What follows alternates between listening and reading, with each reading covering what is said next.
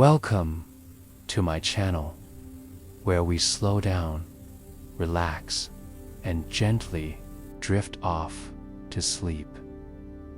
I'm Tony Dong, your host, and I'm so glad you're joining us tonight.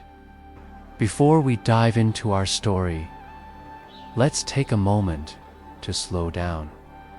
Get comfortable wherever you are, maybe in bed, maybe in your favorite chair, and allow the noise of the day to fade into the background. Take a slow, deep breath in, hold it for a moment, and gently breathe out. Let's do that once more. Inhale, filling your lungs with fresh air. Hold, and exhale, letting go of everything that's been weighing on your mind. If your thoughts are still busy, that's perfectly fine. You don't need to force anything away. Just let your mind know it can take its time. I'll be here guiding you into a calmer, quieter space. Tonight, we're going to take a peaceful walk through the streets of a city that seems to hold time in its hands, the eternal city itself. But we won't see it in the rush of the midday crowds.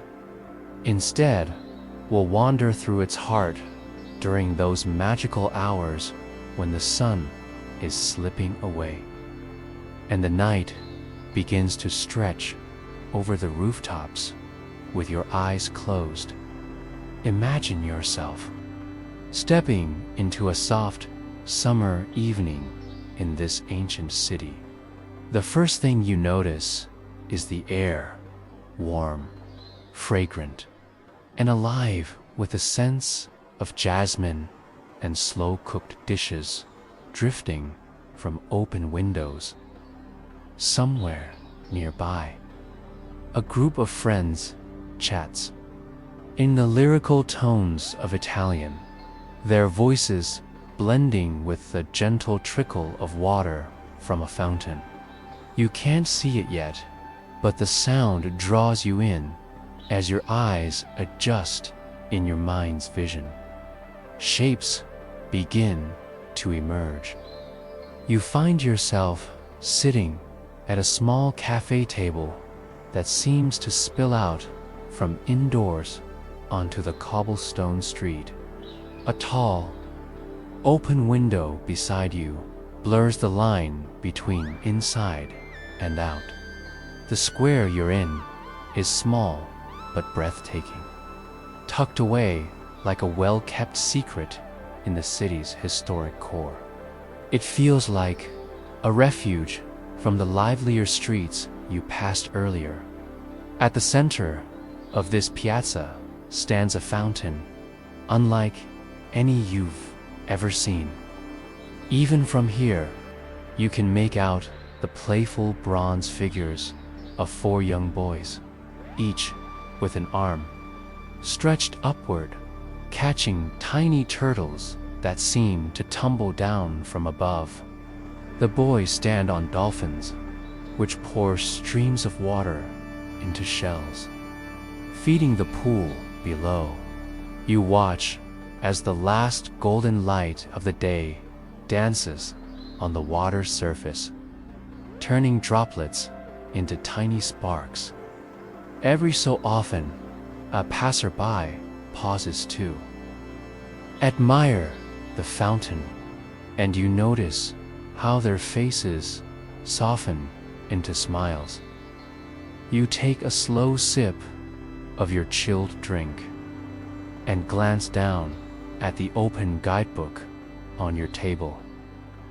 There's a short entry about this very fountain and an old legend that clings to it as the story goes. Centuries ago, a young man fell in love with the daughter of a wealthy merchant whose home overlooked this very square. The father, skeptical of the match, refused to bless their marriage.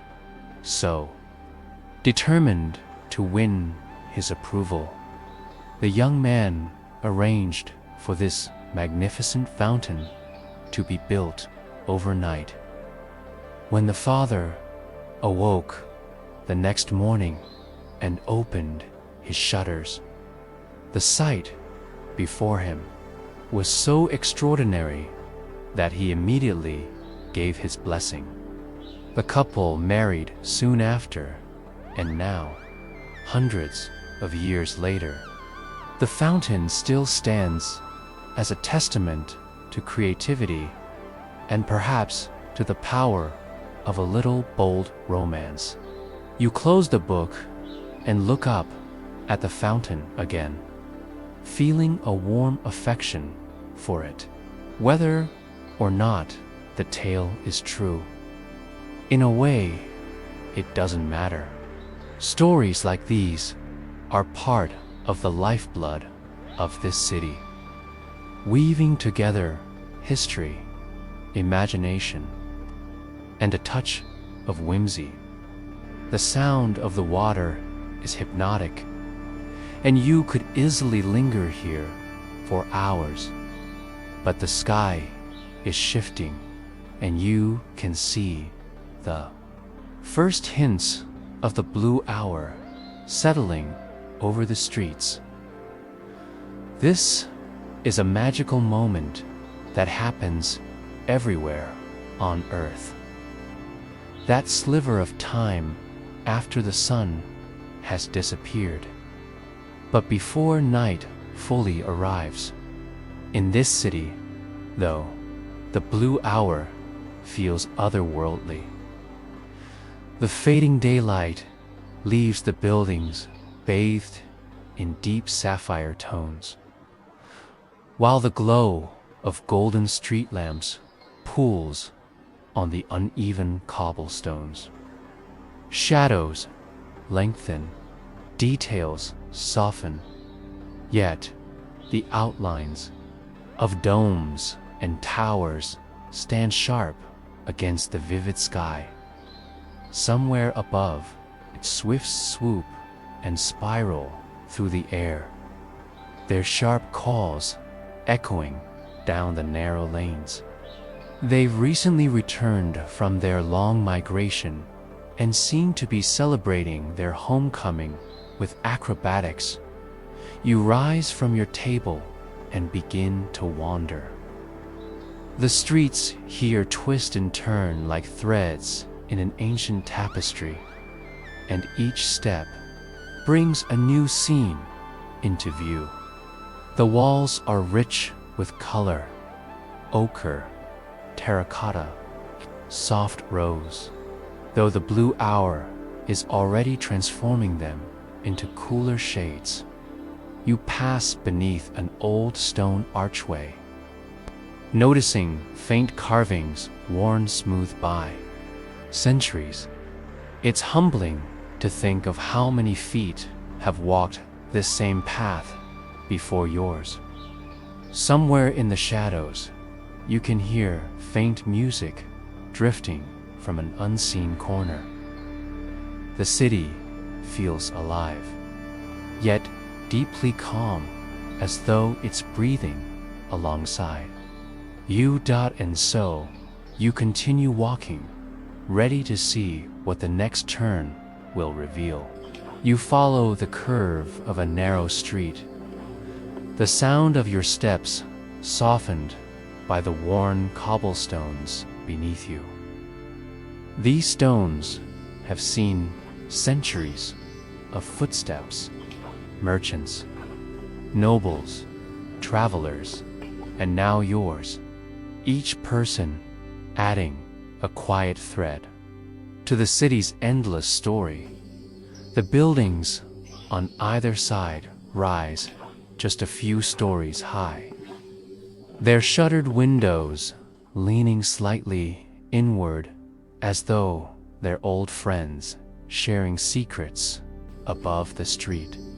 It's incredible to imagine that many of these homes have been lived in for hundreds of years, sheltering countless generations. A flicker of movement draws your gaze upward. An elderly man is leaning out of a second-story window, gently pulling. His wooden shutters closed. The gesture is simple, but there's a comforting rhythm to it, a signal that the workday is over and evening has arrived. You picture him turning back into a warmly lit kitchen, perhaps reaching for a bottle of olive oil, beginning to prepare dinner. The scents drifting through the air invite your imagination to linger.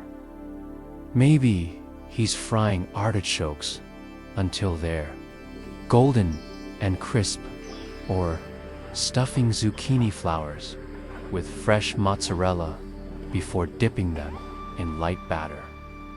The smell of garlic sizzling in a pan joins the aroma of roasting vegetables, creating a fragrance that seems to wrap around you like a welcome.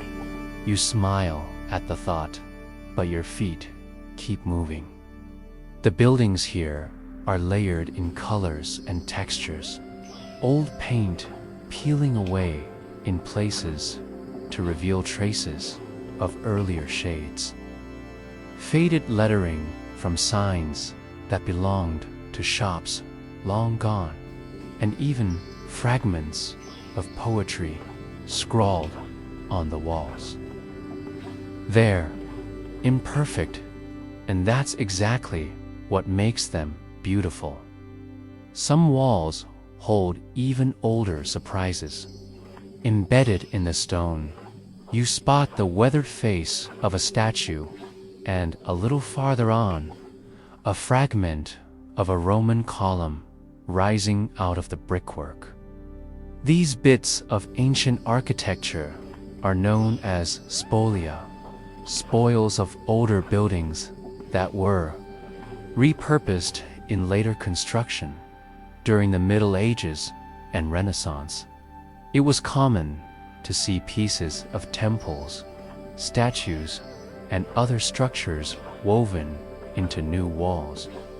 Without that practice, much of the city's ancient beauty might have vanished entirely.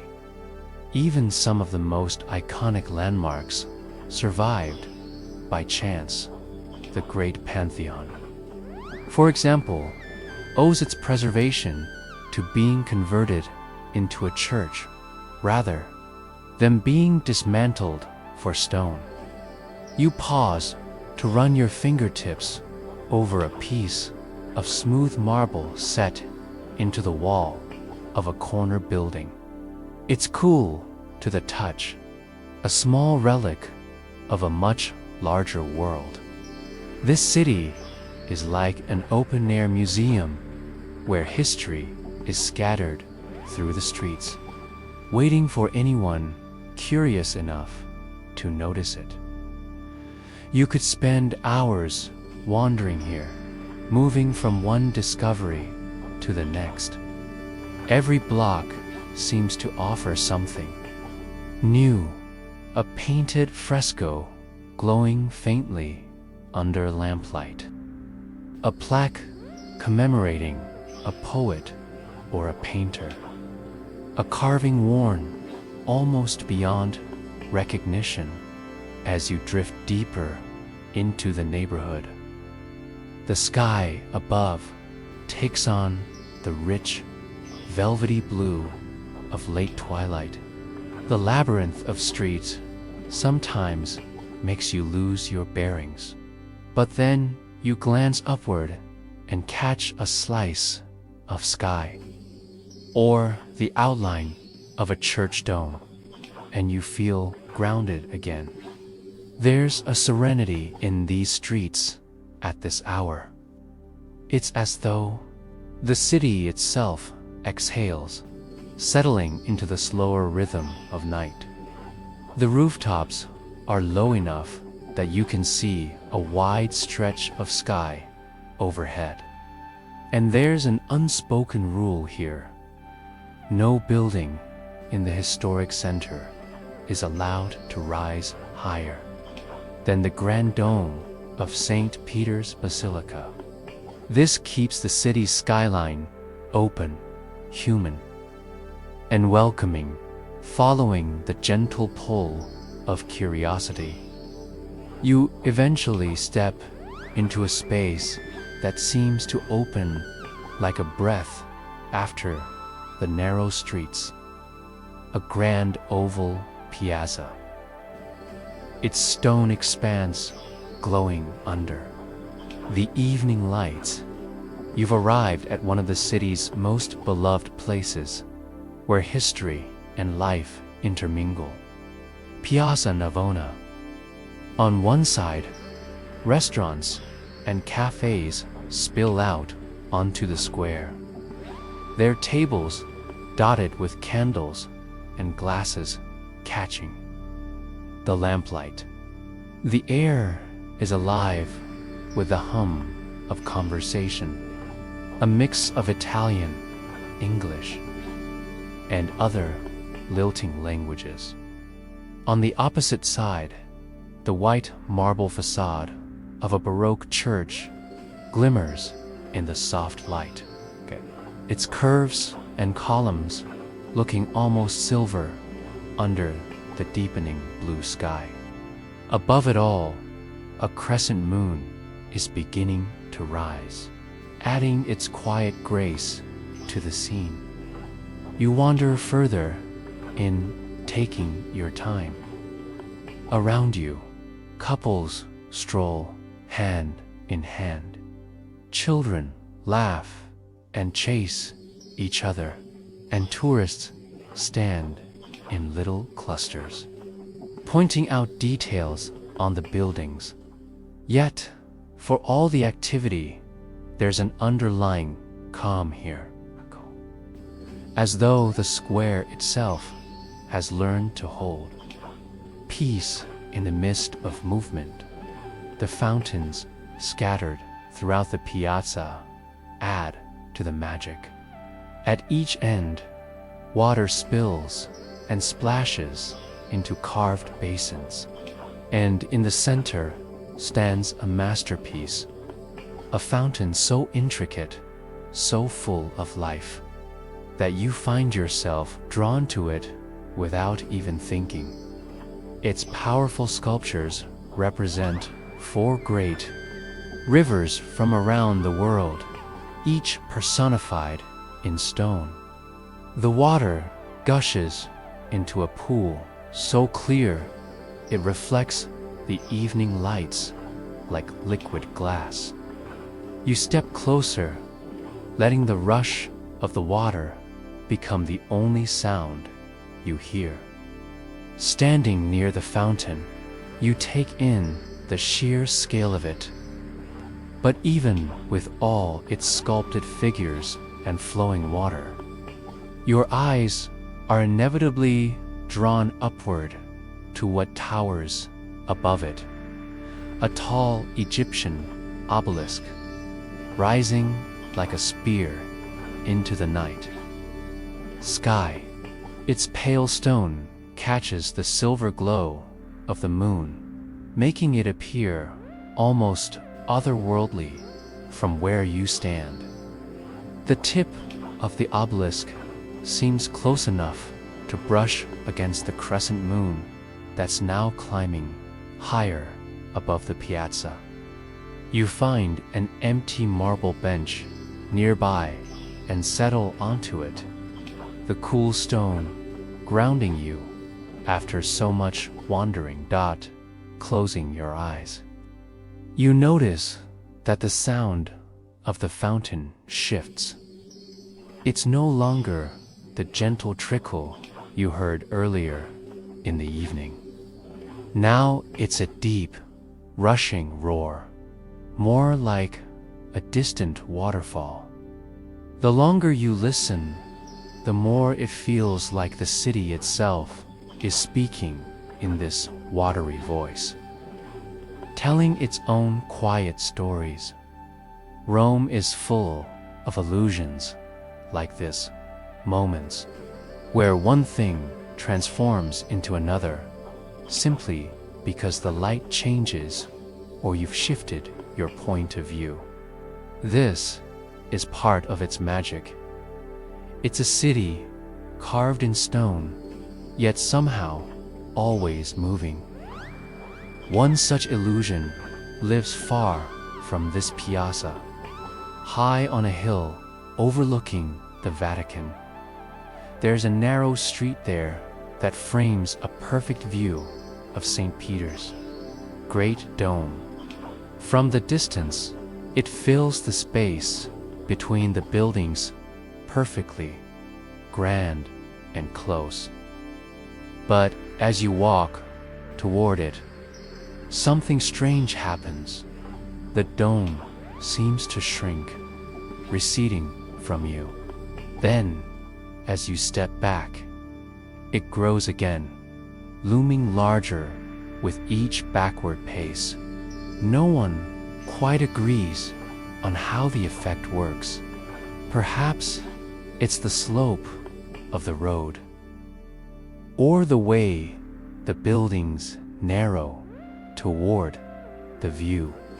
But at night, with the dome glowing softly against the darkness, the trick feels almost like magic.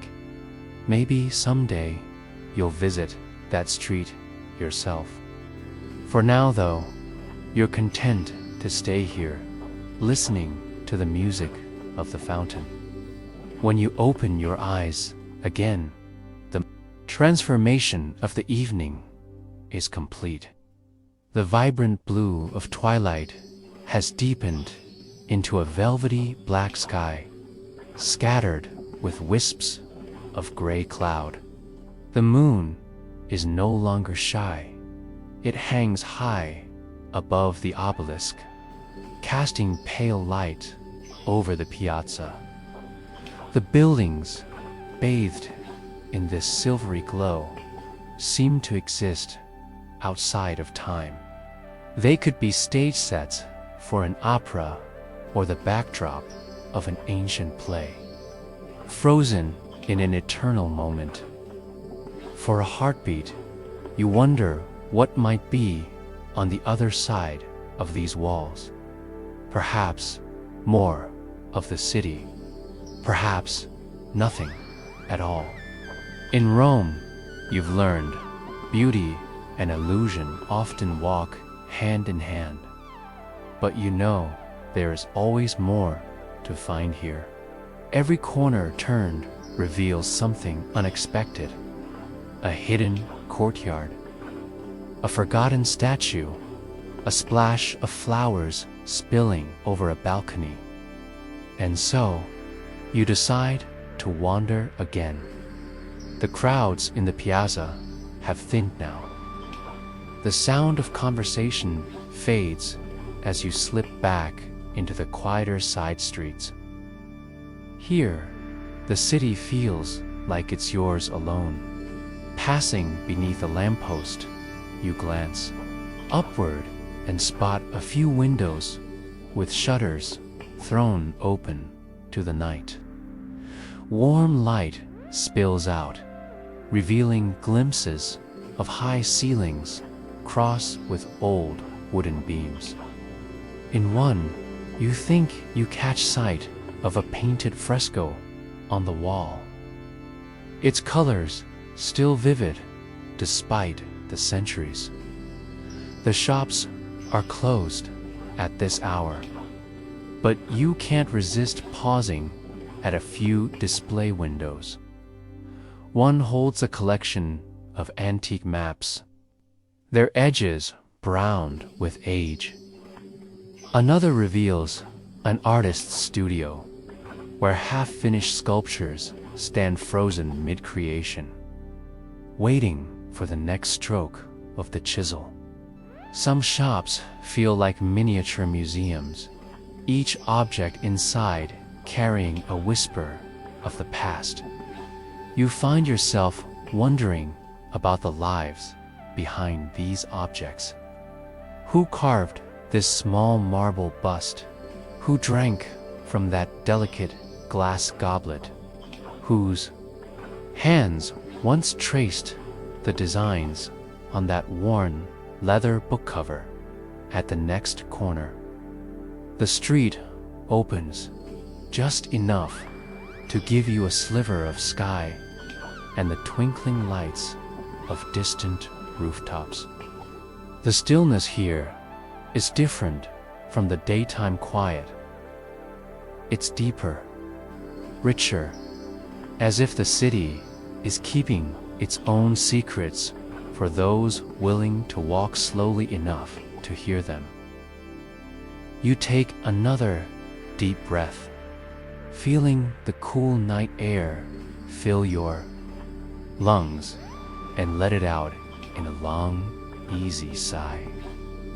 The night in this ancient city feels endless, and you're in no hurry to reach the end of it.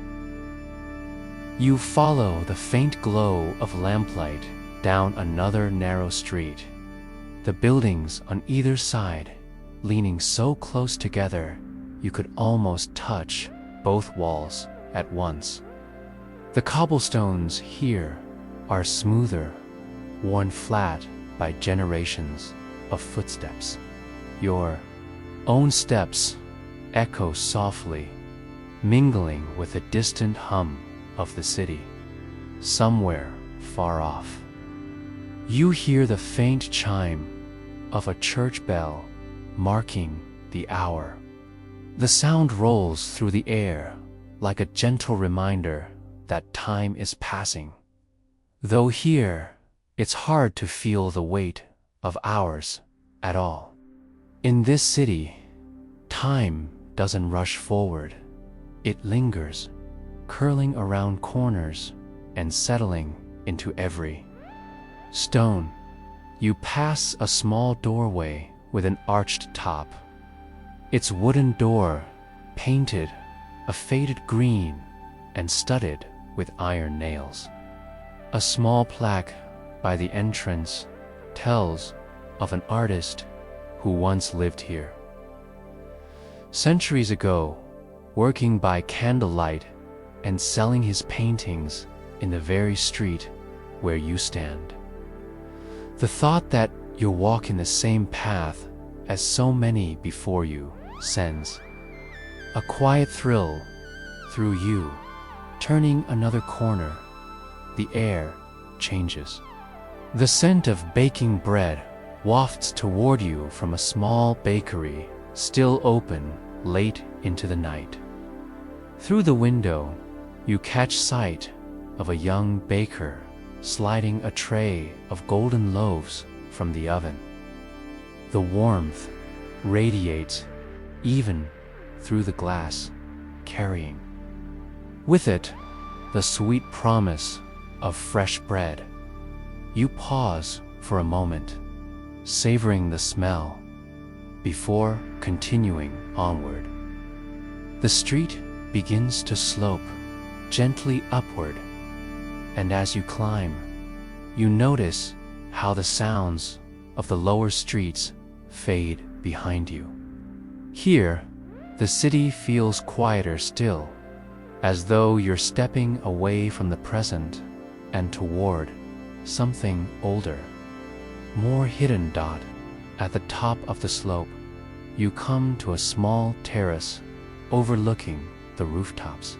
From here, you can see clusters of chimney pots, terracotta tiles glistening faintly in the moonlight, and the occasional rooftop garden, little pockets of green in the midst of stone and tile. Some of these gardens spill over with climbing vines.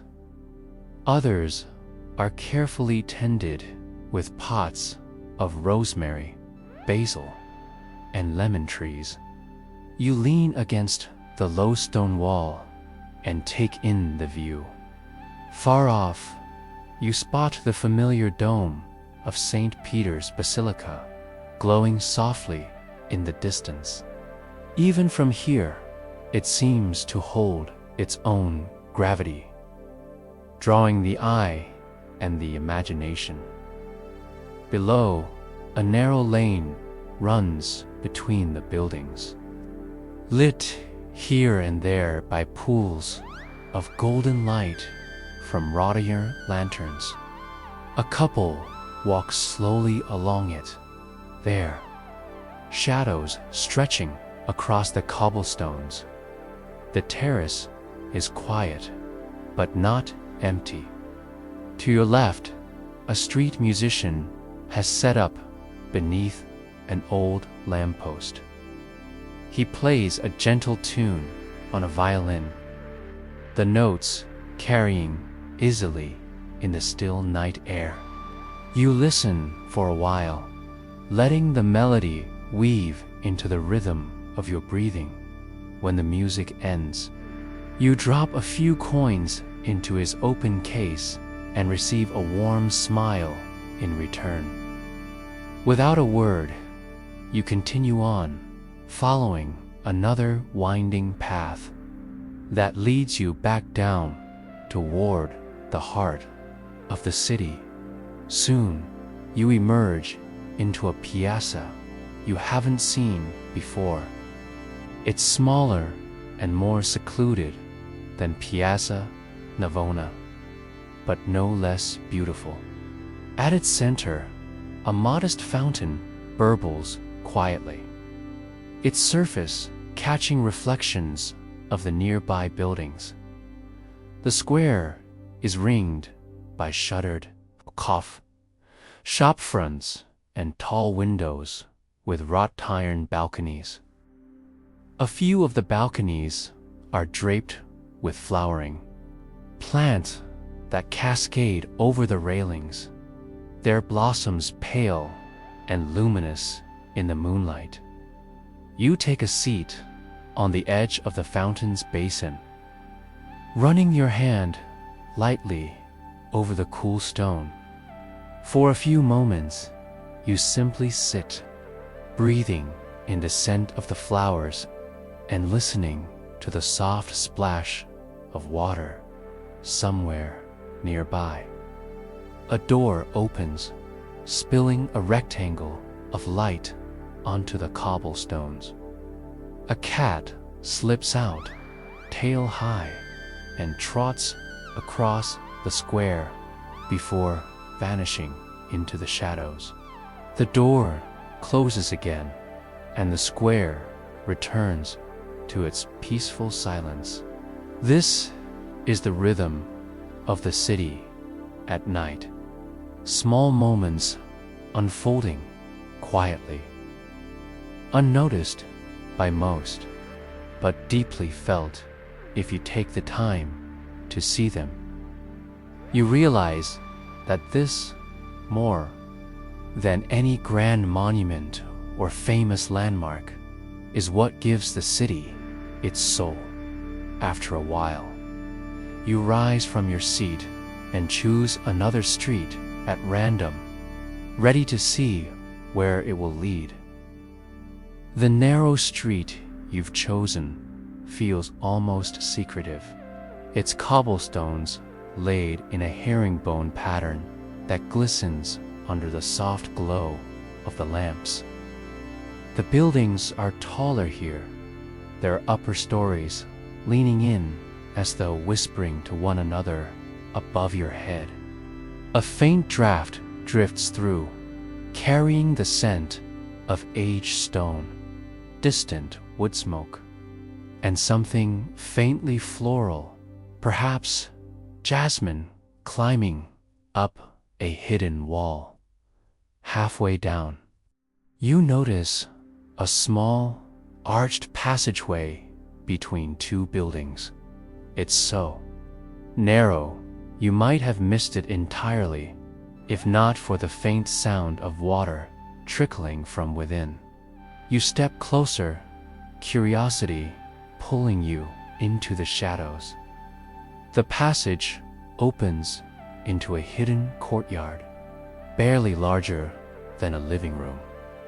In its center stands a small, weathered fountain shaped like a simple bowl, water overflowing gently into a shallow basin. A cluster of potted plants, rosemary, lavender, and geranium, lines the walls. Above, laundry is strung from one balcony to another, swaying slightly in the night breeze. The courtyard feels untouched by time, a little pocket of life tucked away from the main streets.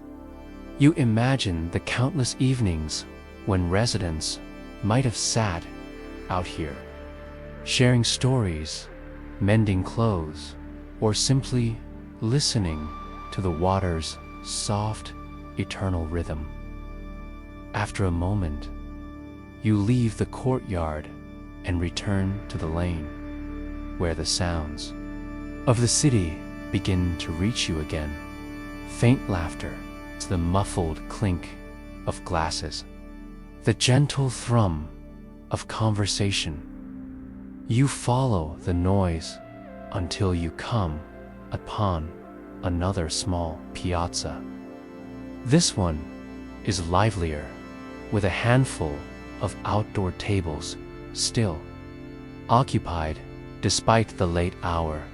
A man in a crisp white shirt carries plates of food to a couple who lean toward each other in quiet conversation. Nearby, a group of friends shares a platter of antipasti, their voices warm and animated. You pause at the edge, letting the scene wash over you. It's not loud, but it's alive in a different way. Intimate, familiar, full of the quiet joy of human connection. Across the square, a narrow set of stone steps catches your eye. They lead upward between two buildings, their edges worn smooth by centuries of footsteps.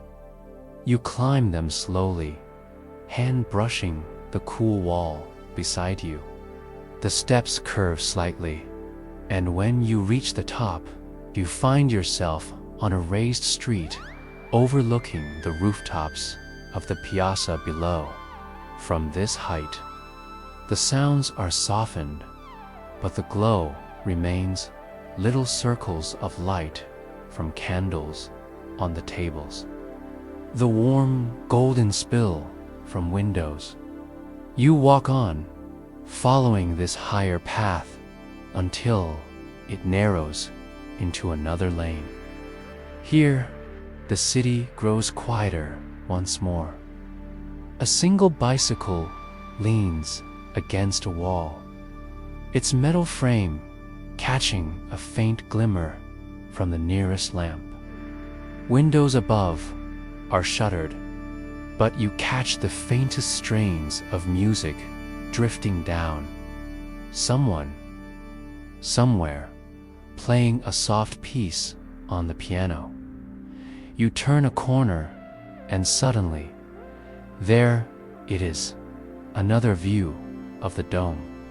This time, it rises between two buildings so close together, it almost feels like you've stumbled upon a carefully painted backdrop. The dome glows like a lantern against the night sky, its presence both distant and near, as though it watches. Over every street, you stand for a moment, letting the sight anchor you. Around you, the city feels like it's holding its breath. When you finally move on, your steps carry you toward a wider street lined with shuttered boutiques. Their displays are dimly lit, showing antique books, delicate porcelain, and framed maps yellowed with age. Each window feels like a story waiting to be told. An unopened chapter from a book you can't help but want to read. You slow your pace here, peering into each display, imagining the hands that once turned the pages of those books, sipped tea from those cups, traced the routes on those maps. Even without names or dates, the objects seem to hum with the lives they've touched. Ahead, the street begins to slope downward, leading you toward another cluster of lights and voices. The air grows warmer, scented faintly with fresh herbs, and something rich, perhaps a slow-cooked sauce from a nearby trattoria. Your stomach growls softly, but you're not ready to stop just yet. There's more of the night to see, more of the city to unfold before you, so you keep walking. The slope brings you to a street that feels wider, more open. A gentle curve lined with glowing shopfronts and wrought iron balconies.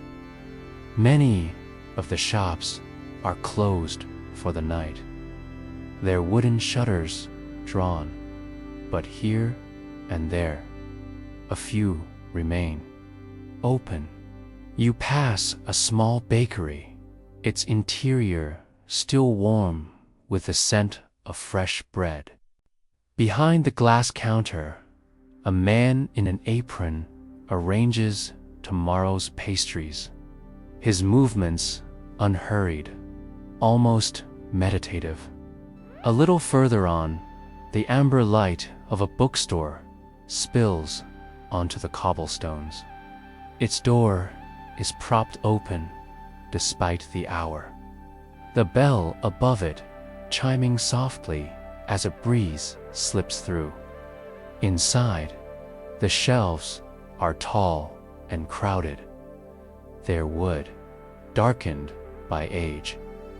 A woman stands on a small ladder, reshelving a stack of novels, humming faintly to herself. The faint rustle of paper feels almost like a secret language. You linger at the threshold, the cool night air meeting the warm breath of the shop, and then continue onward, your footsteps weaving through the interplay of light and shadow.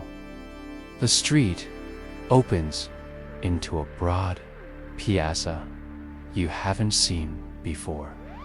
At its heart is a fountain unlike the others, smaller, more understated, yet graceful. Water pours from the mouths of carved sea creatures, pooling in a wide basin. Around the edges, a few benches invite passers-by to sit, but at this hour, they're mostly empty, save for a man sketching quietly in a notebook across the piazza. A tall building with arched windows glows from within. You can see silhouettes moving slowly across the upper floor, perhaps a private gathering or an evening class. The muffled strains of a violin slip through an open window, carrying across the square like a ribbon of sound.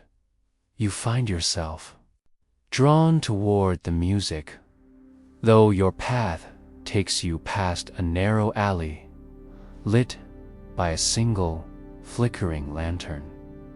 You pause at the entrance, peering into its length. The walls are so close you could touch both sides at once, and the paving stones are uneven, worn smooth in places by generations of feet. Somewhere far down, you catch a faint glimmer, a doorway, perhaps, or another lamp waiting in the dark. But the violin calls you back, and you continue across the piazza. The building's stone facade is warm-toned, its surface etched with faint patterns left by centuries of weather. The music grows clearer, the slow rise and fall of a melody that seems both joyful and bittersweet. You stand beneath the window for a while, simply listening. The city around you is quiet here, as if holding space for the notes to drift and settle. Each phrase feels like a thread, weaving into the tapestry of the night. When the music fades, replaced by soft voices and the scrape of a chair, you step back and move on. Your path leads toward another stretch of narrow streets, but now you notice the subtle shift in the air. A faint dampness, a cooler breeze. Somewhere nearby, water moves. Following the sound, you turn a corner and find yourself at the edge of the river. The embankment stretches wide, its stone walls glowing faintly in the lamplight. The water flows steadily beneath the arches of an old bridge, the surface rippling with reflections of gold and silver from the lights above. You rest your hands on the cool stone railing, leaning slightly forward to watch the current. The sound of the river is soothing, steady, timeless. It feels as though it has always been here, carrying with it the whispered stories of the city. Across the water, more buildings rise in quiet silhouette, their windows like scattered stars. A few pedestrians pass by, their footsteps soft against the stone, their conversations low and fleeting. The night has deepened, but instead of growing colder, it feels warmer, more enveloping. You linger by the river until a faint burst of laughter from a nearby bridge reminds you there are still streets waiting to be walked. So you turn away, following the curve of the embankment until another set of stone steps draws you upward again, back into the labyrinth of the old city. The steps lead you into a small, sloping street where the buildings seem to lean toward each other, their upper floors almost touching. The lamps here cast softer light, as if the glow has been muffled by the walls themselves. The air carries the faint aroma of roasted chestnuts, warm and nutty, mixed with a distant hint of wood smoke. You follow the scent to a little stand tucked into the corner of a crossroads. The vendor, an older man in a thick scarf, is bent over a small charcoal brazier, gently turning the chestnuts with a pair of metal tongs. The coals pulse with orange light, and the skins of the chestnuts are beginning to split, revealing the pale gold inside. He nods at you as you pass, the gesture slow and deliberate, as though acknowledging another keeper of the night dot beyond the crossroads. A narrow lane opens into an intimate square, no larger than a courtyard. The space is framed by weathered stone walls and shaded by a single enormous tree whose branches stretch over nearly the entire plaza. Beneath it, a trickle of water falls from the mouth of a carved lion's head into a shallow basin. The sound is delicate, like glass beads slipping into a bowl. There's a bench here, just under the tree's canopy. You sit for a moment, resting, your feet letting the steady drip of the fountain and the faint rustle of leaves fill the air. Somewhere beyond the walls, a church bell tolls the hour, not loud, but clear enough to mark the deepening of the night. You rise again, your path, now guided by instinct more than memory. Each turn feels like an unfolding, revealing corners of the city you hadn't expected. At one turn, you come face to face with a mural painted directly onto the plaster of a building, a saint. Rendered in faded blues and golds, her gaze cast upward. The paint is cracked, flaking in places, yet her presence still feels serene, almost protective at another. You pass a cafe so small, it seems it could only hold 2 tables inside. But tonight, its door is propped open and a single man sits outside, his coat draped over the back of his chair, sipping something dark from a tiny porcelain cup. He glances at you briefly, not in suspicion, but in that quiet acknowledgement shared between night wanderers. The sound of your steps changes as you turn onto a street paved with larger, flatter stones. Somewhere ahead, you hear the faint hum of voices, not a crowd, but a cluster of people gathered together. Curious, you follow the sound until you arrive at a set of shallow steps leading to a slightly raised terrace. There, you see them, a handful of musicians standing close together beneath a street lamp. One plays the guitar, another a small accordion, and a third sings in a voice that's low and rich, carrying through the still air. A few listeners are gathered in a semicircle, some standing, others leaning against the nearby wall.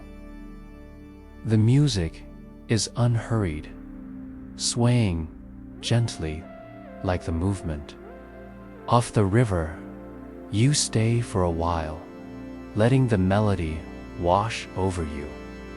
It's in a language you don't speak, yet it feels immediately familiar, as though it belongs to the stones beneath your feet and the air you breathe when the song ends. The musicians smile at one another, exchange a few quiet words, and begin. Another, softer, this time almost a lullaby. The crowd shifts, a couple of people drifting away, their footsteps echoing faintly down the nearby streets. You leave too, carrying the tune with you as you walk. The city feels even more alive now, not in its bustle, but in its quiet, in the way each sound, each shadow seems to belong exactly where it is. ahead. You notice a glow that's different from the lamplight, softer, warmer, as if coming from many small flames rather than a single bulb. It draws you onward, promising another discovery waiting in the heart of the night. The glow ahead reveals itself as you step into yet another hidden square. This one almost entirely lit by candles. Dozens of them sit in glass jars on the tables of an open-air wine bar, their flickering light spilling across the cobblestones in rippling pools. The bar is no more than a counter built into a wall, but its charm lies in its simplicity. A few couples sit talking in hushed tones, their faces warm with light and laughter. The scent of red wine and fresh bread drifts gently in the air, mingling with the faint tang of night-blooming jasmine from somewhere nearby. You linger at the edge, not to intrude, but to take in the scene. The way the candle flames sway in the faint breeze reminds you of the city itself, alive, breathing, yet never in a rush. The bartender, a tall man with sleeves rolled to the elbow, catches your eye and raises a glass in silent greeting. Return the gesture, then move on, following the pull of the night. Beyond the square, the streets grow narrower again. Here, ivy spills down from balconies like green waterfalls, and wrought iron railings curl into shapes that could be either flowers or flames. The moonlight catches on the leaves, giving them a silvery sheen. Somewhere above, you hear the soft creak of a window being opened, followed by a quiet voice singing a tune that drifts into the empty street like perfume. It's a short walk from here to where you begin to recognize the edges of the city's great landmarks. You turn a corner, and there it is, the river. It lies before you like a sheet of dark glass, reflecting the lights from the bridges and embankments. The arches cast long shadows that break the reflections into shards, each one shimmering differently as the current moves.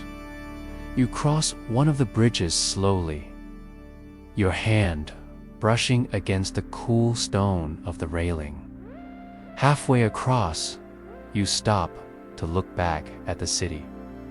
From here, it feels both near and far, a place you've walked through and yet still only begun to know. The towers and domes rise above the rooftops like watchful sentinels, their outlines softened by the night air. On the far side of the river, the streets are quieter still. You pass a shuttered bakery, its window filled with baskets of bread left to cool overnight, and a small chapel with its door slightly ajar, candlelight flickering within. A single figure kneels at the altar, head bowed, their shadow stretching long across the worn floor tiles. Your steps slow now, not from fatigue, but from a quiet reluctance to let the night end. A final square, one you've never seen before. At its center stands a fountain so simple you almost miss it. Just a stone basin and a column topped with a carved bowl. Water spills from it in a steady thread, catching the moonlight like a strand of silver. You sit on the low wall surrounding it, listening to the water. Around you, the city has fallen, almost entirely silent. Even the wind seems to pause here, as though giving space for the stillness to settle. You think of all the streets you've walked tonight, all the sounds and scents and flickers of life you've passed. And in that moment, you feel it, the quiet pulse of the city, steady and timeless, moving beneath your feet. Not in the rush of day or the glow of its most famous sights, but in these hidden corners, where the night holds its breath and lets you listen. When you finally rise to leave, you take one last look at the fountain. The water keeps flowing, untroubled by the hours. Somewhere in the distance, the first faint light of dawn is waiting, though it hasn't yet touched the sky. For now, the night is yours, and the city still whispers in every shadow.